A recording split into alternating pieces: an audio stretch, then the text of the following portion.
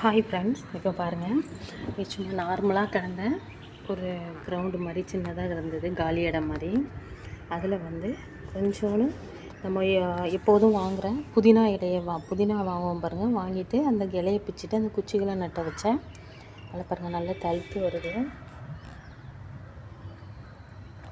அதே மாதிரி இதுலேயுமே நம்ம பொன்னாங்கண்ணி கீரை இருக்குது பாருங்கள், அந்த கீரையை எடுத்துகிட்டு இந்த குச்சியை நட்ட வச்சா அந்த மாதிரி கீரை தழுத்துரும் நல்லா.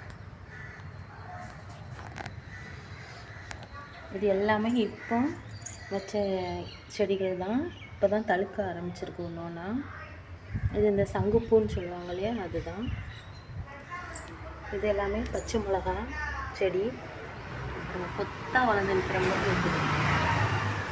இது வந்து வத்தலில் இருந்து அந்த விதையை போட்டது தான், அப்படியே தூவி விட்டது தான், மொத்தமாக அப்படியே தழுத்து நிற்கிது பாருங்க.